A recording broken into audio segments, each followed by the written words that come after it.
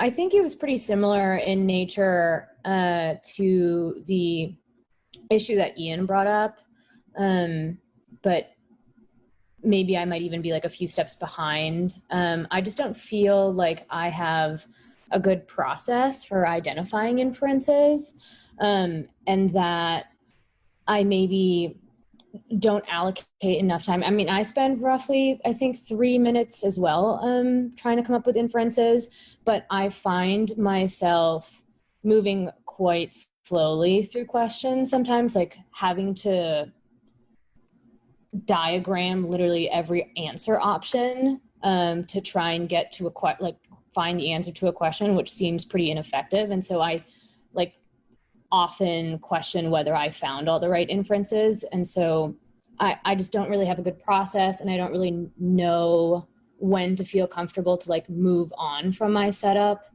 and start tackling the questions. So yeah, pretty similar in nature to what Ian was talking about. And how long have you been studying for? Probably about 2 months, but varying in intensity. But okay, how many games? How many games have you done? I have definitely lost count. I've focused mostly on logic games during the past 2 months, though. And now I'm doing a lot more just general practice through Khan Academy. But my focus has almost always been logic games when it comes to the self-guided study. Okay. Okay, good. So you've used resources, and that's mostly more the theory. I mean, they have drills, they have examples. What about working out of the actual LSAT exams and just doing sections once you've gotten that foundation? Yeah, I've done a few sections as well, just timed individual logic game sections. And I guess part of the problem is that I find myself performing better when I'm practicing versus when I'm taking the actual test. So part of me thinks that it's just nerves and that I'm very conscious of time. So I'm moving too quickly when I'm taking it under time conditions.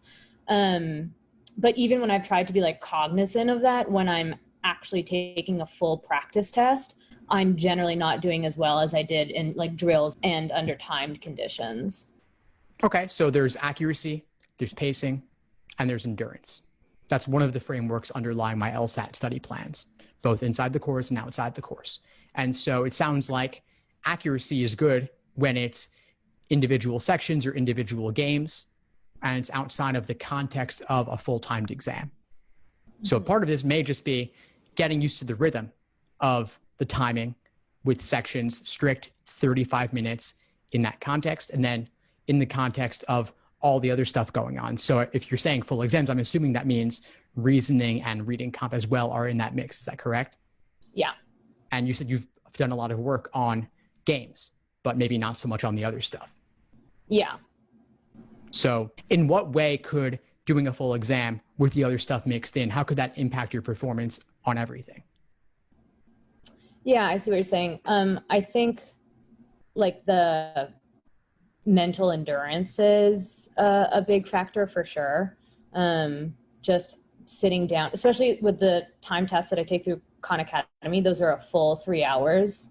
It's not in the flex format. And so there's just a lot more exhaustion. And so that could definitely affect my performance in the logic games. I'm not going into them as sharply.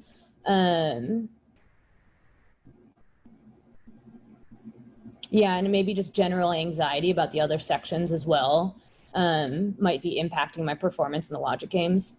And when are you taking the exam? I'm set to take it on at the end of August, but I'm not super attached. I think it really depends how much my performance improves over the next few weeks. Okay. And so what is your plan for the next few weeks? Yeah, so currently my foremost plan was just to continue with Khan Academy and doing generalized study, because I was starting to think that maybe my underlying strengths are really with reading comprehension and the logical reasoning. And so that I should start trying to like study for those sections formally. And so I have like a study plan through Khan Academy of doing a few hours like every other night and then taking a practice test every weekend. Nice. I like it. And what are your other obligations between now and August 29th? I have a few. Okay. What are they? I am going to be moving in the middle of August, which is like a big worry of mine and part of the reason why I'm not attached to August 29th, just because that's obviously a huge time commitment. That's really the biggest one that's sort of at the forefront of my mind.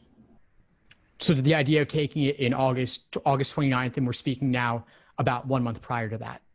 So does that give you anxiety? Does that feel like it could work? Maybe. How do you feel about it overall? How do I feel about the August 29th test? Yeah. I feel a little shaky just because I think I have a lot of test anxiety to get over.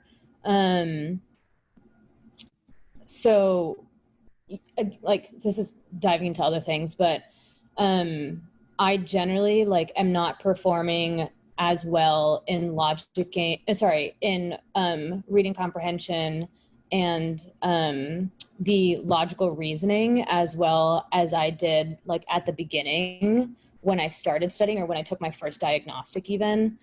And so I think like there's sort of been this like, I don't know, counter effect to like studying where like the more I see the issues that I encounter, the more I sort of like self-fulfill. And so I think again, like it'll be really important to see how I perform on the next like couple practice tests I take, like the full practice test, to see if I can sort of overcome some of that test taking anxiety.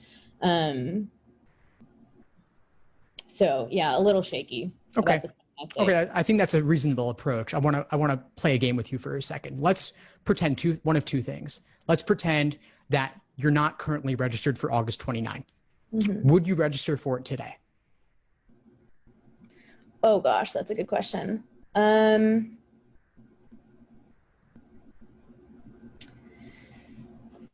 guess my first inclination is to say no. But if I want to apply this cycle, I think it's best to take the test in August and see what my score would look like, which I guess is why I would probably register anyways, even though I don't think it's like the best course of action, if that makes sense. Yeah, I hear that. And I'll give my answer on that in a moment, just from a practical perspective as to what I know about admissions. But before I do that, I want to play a different game with you. Let's pretend that the August 29th LSAT was canceled completely, not even a flex. It's just off the menu. The next available LSAT is October 3rd. How do you feel about that? Admissions considerations and timeline aside, I'll get to that in a moment. Okay. That would be great if I could just take it in August. Yeah. Do you mean August or do you mean October? Oh, sorry, I mean October. Okay. Well, I'll just jump in with a fact for a moment, which is that October is perfectly fine. You don't need to do August 29th. October 3rd is okay. Yes, all else being equal, applying marginally earlier is a tiny bit better. But if it's giving you anxiety to take it a month from now, and you believe that you could do even just a couple points better by doing October 3rd, it's totally fine. Even November would be okay. January becomes a little bit iffy, but October and November are totally fine. Do you think, sorry, I don't mean to command time. No, that's okay. That's okay. But do you think that, like, if I really would like to have like the best positioning for getting financial aid or like merit scholarships, that your answer would stay the same? Correct. Yes. October and November are still perfectly fine for merit aid, for scholarships. Yes, it's true that as time goes on, it becomes a little bit less available. It does work against you slightly, but again, if you can get even just a couple points more, totally worth it. Things do change when you get into the following calendar year, meaning you're taking the LSAT or you're applying in January. So it does diminish over time, but again, August versus October, there's not really a significant difference there because both of those are so early. And by the way, just as one comment about you're not wanting to take up time, It's fine. Be selfish here, because allowing us to go deeper is actually serving everyone else here in this room and everyone else who's watching this later as well, because your questions apply to everybody else who's on right now. Everybody else here, I'm expecting, is applying to law school sometime soon, very likely this cycle. And so all of this is relevant to everyone else as well. Thank you for answering my questions. Of course, sure, Dana. And by the way, even when you're not being coached by me directly here, everyone watching, take it as if you are being coached, because you can benefit, especially those of you live with me on this call right now. There's a certain energy to this conversation, and all of you can feel free to bring in your questions and concerns as well. And think about how might you have asked this question? What might you have responded when I was asking Dana these questions about how you feel about August versus October? All of that is very relevant to deciding between any two particular test dates. And thank you for playing with me, Dana. Thanks for tuning into the show. Please subscribe if you haven't done so already to be notified of new episodes as I release them. And feel free to reach out if you need anything at all as you move forward with your prep. I'm happy to help however I can. In the meantime, I'll wish you all the best and take care.